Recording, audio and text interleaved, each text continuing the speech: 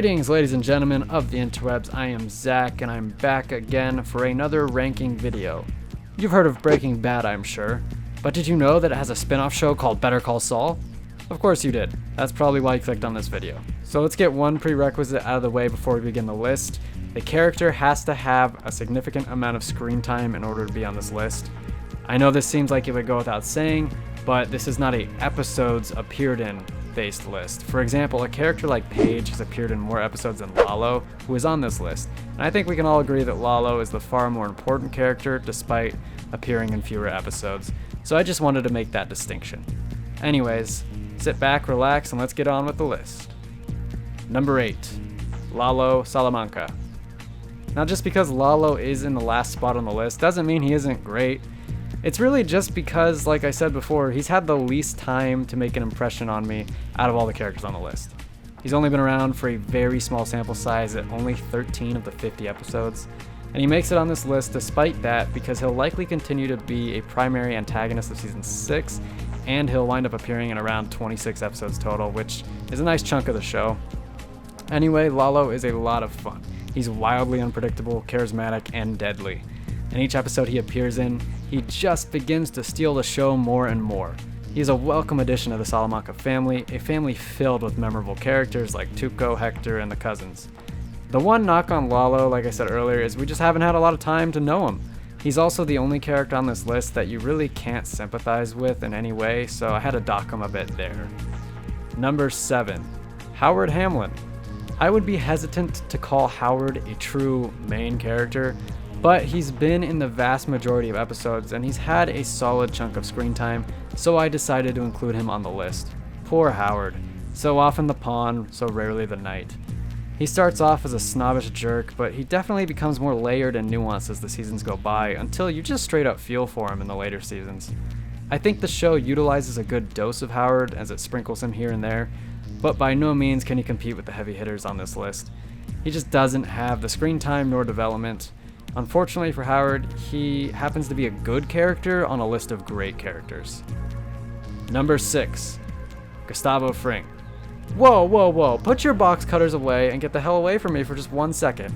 Keep in mind that we're doing a list of Better Call Saul characters, not Breaking Bad characters. Gus is one of the greatest characters in television history, no doubt, but I feel that most of his greatness stems from Breaking Bad. That's where the payoff to his story lies. Better Call Saul is where that tension really gets to be constructed and wound up. That being said, Gus commands such a presence on screen that you just have to give him your complete and undivided attention. He's absolutely horrifying in a good way. It's also fun to see his operation in full swing before Walter White comes along and blows it up. I just feel that in terms of character development, it's minimal for Gus in Better Call Saul. And that isn't really to fault the show though. Again, Breaking Bad is where all that happens, so there's only so much Better Call Saul can do with the drug lord. He's a good Better Call Saul character and a great Breaking Bad character. Number 5, Nacho Varga. I would like to see more of Nacho. I feel like he was put on the back burner for a couple seasons until seasons 4 and 5 brought him back to the forefront. Nacho is a different member of the cartel than we're used to seeing. He's reasonable, not absolutely insane, and isn't motivated by anything nefarious. He just fell in with the wrong crowd and is now in way over his head. He's kind of like the cartel's version of Jesse in that regard. He just wants out, but his circumstances continuously prevent him from escaping the cartel life. Yes, Nacho's a phenomenal character, but he hasn't gotten the attention from the show that the next 4 characters have. I really feel like the show is only scratching the surface with his potential though. With just 1 season left, I'm excited to see the direction they take with Nacho. Number 4, Chuck McGill. What a sick joke! Chuck.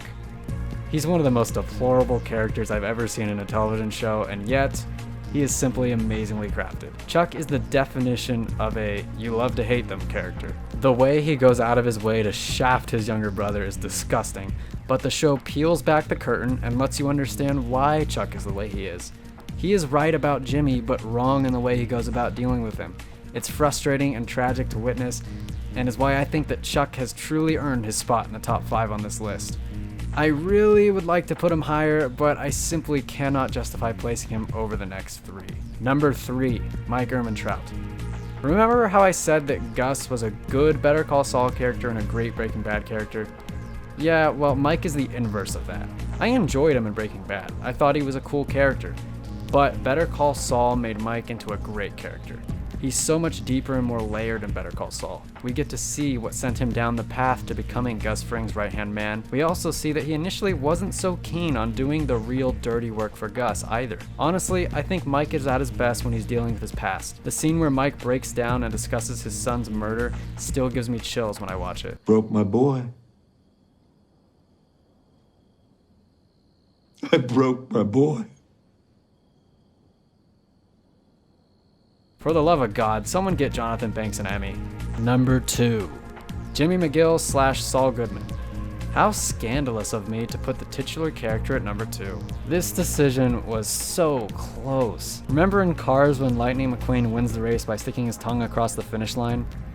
Yeah, that's about how close this was. Anyway, Better Call Saul accomplished the impressive feat of taking a character from Breaking Bad, who was used predominantly for comedy relief, and then turning him into one of the most complex characters in either series. Seriously, Jimmy, or Saul, whichever you prefer, is absolutely sensational. He still has that classic Saul Goodman charisma, but we see that it hasn't always been rainbows and sunshine in his world. We follow Jimmy as he attempts to navigate life as a struggling lawyer.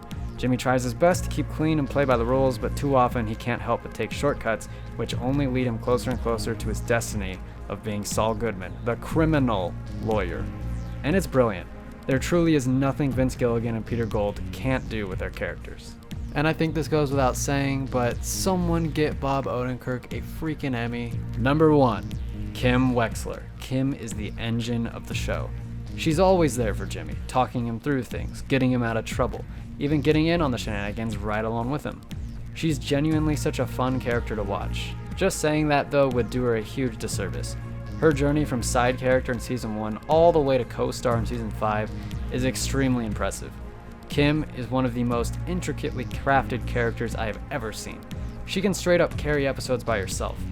The reason why I have her placed over Jimmy is because we know exactly what happens to Jimmy, but we have no worldly idea what becomes of Kim. Does she leave Jimmy? Does she die?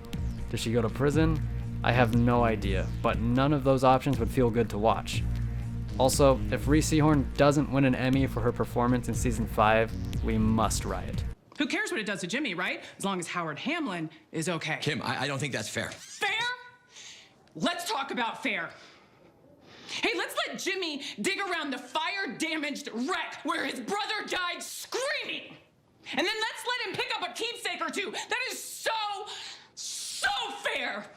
And did I hear you right? You want him to serve on the board of a scholarship committee? A scholarship that Chuck never in a million years would have given to Jimmy. Never. It is just, oh, what's this too, huh, Howard? What's in this? One last screw you, little brother, from beyond the grave? Am I really supposed to do this to him? All right, Kim. What can I do to make it better? So that was my list. What do you think? Tell me in the comments below. Did you agree? Do you disagree? Do you think I should be drawn and quartered? Or should I have a statue built because I'm a hero? It's completely up to you. Those are just some ideas of what to say. No pressure or anything. Leave a like, subscribe if you're so inclined, and I'll see you on the next one, folks.